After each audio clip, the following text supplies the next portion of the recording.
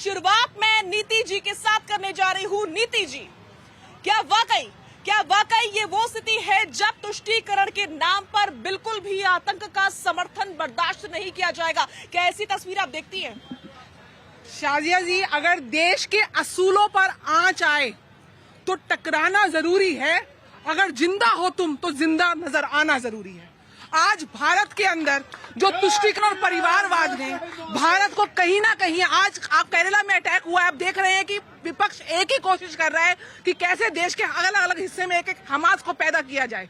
ये एक ही चीज जानते हैं कि कैसे देश को जातिवाद के नाम पे बांटा जाए। ये एक ही चीज जानते हैं कैसे हिंदू मुसलमान को अलग किया जाए, जबकि भारत एकमात्र ऐसा देश है पूरे विश्व में जहां चाहे मुसलमान हो, चाहे हिंदू हो, चाहे सिख हो, चाहे ईसाई हो, उतना ही प्रेम भाव से रहता है जैसे उतनी एकता के साथ रहता है। उस एकता को खंड खंड करने का प्रयास विपक्ष 1947 से आज तक करती आ रही है। और साथ में हमने तो कहा बेटी पढ़ाओ बेटी बचाओ, ये कहते हैं अपना बच्चा बचाओ और भ्रष्टाचार बढ़ाओ। इनकी ये राजनीति है कि अपने खानदान के बच्चों को पढ़ाओ बढ़ाओ, उनकी संपत्तियां बनाओ और देश में भ्रष्टाचार और तुष्टीकरण की राजनीति से अपनी राजनीति रोटियां सेको। ठीक है। संजीव जी क्या कहते हैं इस मुद्दे पर? संजीव जी, आखिर कौन कर रहा है तुष्टीकरण के नाम पर आतंक का समर्थन? क्या लगता है आपको? भारतीय जनता पार्टी और नरेंद्र मोदी जी से बड़ा तुष्टीकरण करने वाला कोई व्यक्ति भारत की धरती पर हुआ ही नहीं है। और मैं कहता हूं भारतीय जनता पार्टी के जितने बड़े नेता, उनसे मेरा सिर्फ एक सवाल है कि अटल बिहारी वाजपेयी को भाजपा का नेता मानते हैं कि नहीं मानते हैं? अटल बिहारी वाजपेयी जी का बयान को भी बीजेपी आज क्यों नकार रही है? क्या अटल बिहारी वाजपेयी के चेहरे को नकारना चाहती है बीजेपी? साफ साफ उन्होंने कहा है कि अरब की जमीन पर कब्जा किया इजराइल ने, उसे जमीन छोड़ना होगा। ये उनका वीडियो है, जिस दिन चाहिए मैं आपको भेज दूं पर्सनल। साफ साफ वो कह रहे हैं कि भाई अरब की जमीन को इजराइल ने कब्जा किया है, उसे छोड़ना चाहिए इजराइल को। और जहां तक जाति की बात की है मेरी बहन ने, सबसे बड़ा जाति और धर्म के आधार पर सिर्फ यदि कोई राजनीति की है तो सिर्फ भारतीय जनता पार्टी की। हमारी जाति है विकास का, व्यवसाय का, रोजगार का, शिक्षा का, स्वास्थ्य का। और आपकी जाति क्या है, आपका धर्म क्या है? हिंदू और मुसलमान, जिसमें आप चुनाव लड़ना चाहती हैं। हम चाहते हैं कि देश के मुद्दे पे चुनाव हो, और दम है बीजेपी में तो आप देश के मुद्दे पर आइए और चुनाव लड़िए। आप बेरोजगारी पे बात करिए, आप महंगाई पे बात करिए, आप शिक्षा पे बात करिए, आप स्वास्थ्य पे बात करिए, चुनाव लड़िए। ठीक है, पॉइंट्स में आपका पूरी तरीके से समझ गए। शबनम जी, क्या आपको भी ऐसे ही लगता है कि बीजेपी सबके ऊपर आरोप लगाती है कि ये तुष्टीकरण करता है, वो तुष्टीकरण करता है, लेकिन असल में तुष्टीकरण अगर कोई करता है तो वो खुद बीजेपी है? नहीं, सबसे पहले मुझे एक बात बताइए कि तुष्टीकरण की नीति शुरू किसने की? मुसलमान तुम अलग हो, तुम स्पेशल हो, तुम स्पेशल कैटेगरी में रहोगे, ये किसने सिखाया हमें? कांग्रेस पार्टी ने सिखाया ना। कांग्रेस ने कहा मुसलमान अलग है। कांग्रेस ने कभी ये नहीं कहा तुम भारत के मुसलमान हो, तुम भारतीय हो। तो तुष्टीकरण तो आपने शुरू करा है और मुसलमान को दिया भी कुछ नहीं। मुसलमान को ये बना के छोड़ दिया पत्थरबाज, पंचरबाज, चलिए आतंकवादी कहलाइए, उल्टे सीधे कामों में लिप्त रहिए, हम आपको छुड़ा देंगे।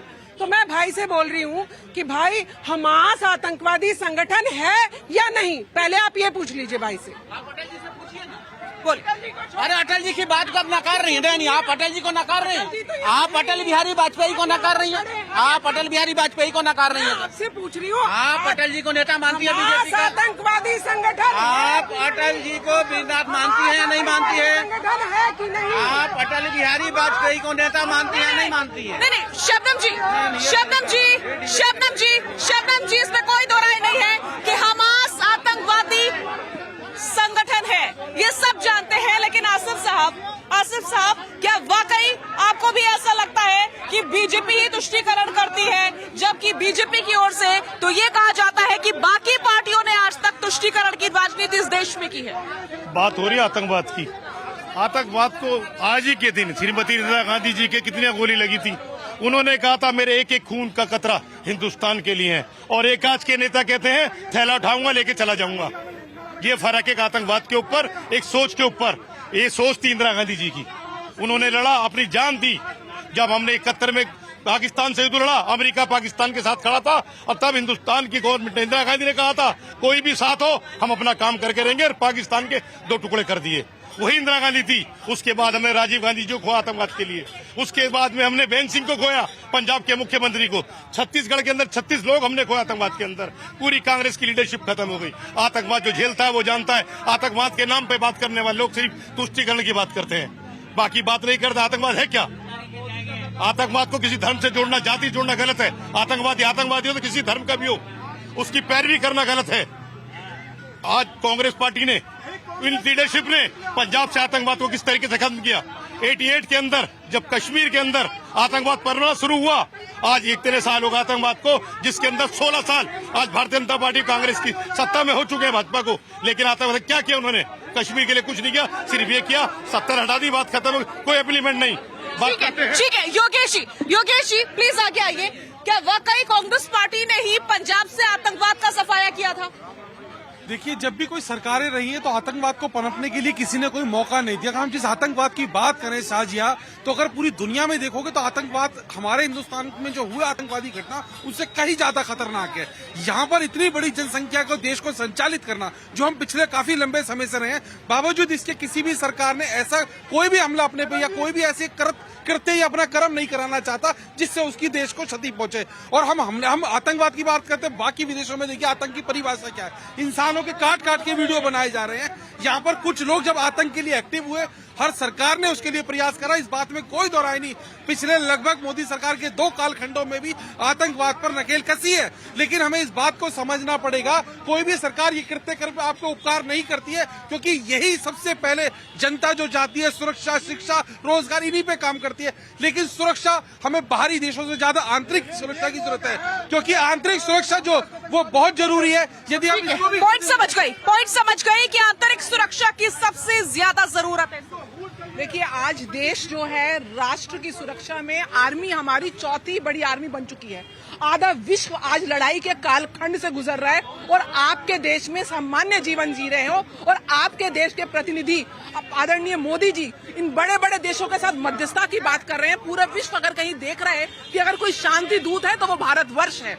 आप बात करते हैं आतंकवाद की। आपने 1947 में हिंदू मुसलमान के नाम पर, आज सरदार वल्लभ भाई पटेल जी का जन्मदिन है, बहुत बहुत उनको बधाई, हमारे देश को बधाई कि उन लौह पुरुष की जो दावेदारी थी 1947 में देश के प्रधानमंत्री बनने की, तो आपने इलेक्शन से नहीं, चॉइस से आप जवाहरलाल नेहरू को लेकर आए, जबकि कोई सहमति नहीं थी 1947 में। 1947 में सिर्फ जिन्ना और जवाहरलाल नेहरू को खुश करने के लिए आपने देश टुकड़ों में बांट दिया, हिंदू मुसलमान को कटवा दिया। उसके लिए आप तुष्टीकरण के लिए सबसे पहले आप जिम्मेदार हैं। आज तक 2014 से पहले दिल्ली के अंदर या देश के कौन से शहर के अंदर बम विस्फोट नहीं होता था। जब असमल कसाब आया तो यही हमास वाला कांड हुआ था, जब ताज होटल के में रेस्टोरेंट्स में इन्होंने आतंकवादी हमले किए और मनमोहन सिंह जी बोले कि हम ओबामा से बात करेंगे। लेकिन आज पॉइंट समझ के आ रही